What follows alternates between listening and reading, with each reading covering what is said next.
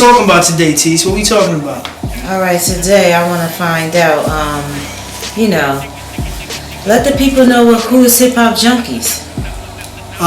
Hip Hop Junkies is a media source started by me and my wife, you know what I'm saying? Tease, that girl Tease. We started about 4 years ago. We was up at the radio station, WGIV Radio, WGIV 103.3, the Soul of Charlotte it was called. The parent company was bought out by another corporation from Atlanta, if I'm not mistaken. So we took our efforts and we turned it to the internet. You know, we had a time slot there from 8 to 2 in the morning or something like that. We transitioned over to the internet with hiphop-junkies.com, rapmusicentertainment.com after that. Okay, great. I see you ain't let that stop you, from achieving your goals. Now, you got Hip Hop Junkies, which is the new media source for all hip hop. What else do you have going on? I heard about an East Side story. Is that something that you and your wife did also? Yeah, that's something we put together. We touching on things from Newark, New Jersey. That's where I'm originally from. My wife, she's from Patterson, New Jersey.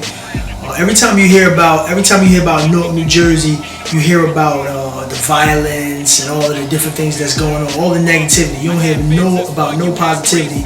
You don't hear the reasons why all the negative things are going on, and from the people's standpoint. Also, me being a Newark native, a proud Newark native at that, I wanted to depict my city how it actually is from somebody who's from my city, not an outsider came in to leech and use our content for their purposes and their personal gain. I wanted it to be somebody from my city that was respected, which is myself, to put out something true to form of what happens in my city, the good, the bad, and the ugly. We're not going to ignore the elephant in the room. As far as the negativity, we're going to shed light on that too, but we're also going to shed light on the positivity. We're going to shed light on the political aspects, the drug abuse, the schools and different things like that, and the plight that the plight that the kids are going through right now in our city. Not only that, we want to touch on the sweatshops, because people may not think they still exist, but they still do exist. When you see in the morning 200 old ladies going into one factory, you know what I mean, coming out, nobody's being late, different things like that, being herded in for pennies on the dollar. That's still going on. Tell me a little bit about the project you did, the OG Sosa project with rapper Chief Keef's mom. Was that something that you enjoyed doing? Was it? It was a great experience. That was our first documentary. Thisis50.com, you know what I'm saying? Big shout to Thisis50.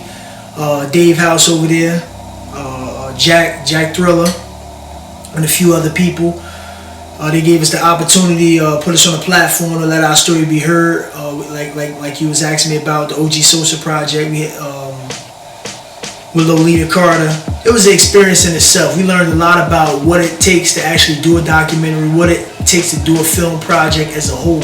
We were dealing with a few outside sources at the time, like videographers and different things like that. We took it upon ourselves on this project to be 100% Hip Hop Junkies LLC without involving any other entities. You know what I mean? We ran into a few snafus with different people that we was involved with. So, it was all a learning experience, but for the most part, it was a good learning experience. You know what I'm saying? Big shout out to Lolita Carter, you know what I'm saying? So, like I said, the reason why I'm basing it out of Newark, New Jersey, because I want to depict my city in a true sense, in a true light. And I'm a Newark, New Jersey native. I see things in the media and the news, you know what I'm saying, about New Jersey and different things like that, and I don't like it. Even though it's negativity, it sheds light on what's honestly going on there, but not from the people's standpoint. Why do people do what they do? Just like in any other inner city, a lot of things go on, a lot of things transpire, but it is good people within that whole mesh of madness also. And it's time for our community to benefit off of our community, and stop letting it be outside sources benefiting off of our community. HHJ_press. We heavy on Instagram. Like I told you before, hip-hop-junkies.com, rapmusicentertainment.com. Those are both our hubs. We found ourselves in a dilemma when we put out the OG Sosa project, as well as the Good Deeds project. We also did a film, Good Deeds, which was based in Harlem. It was a story about karma, an urban story about karma.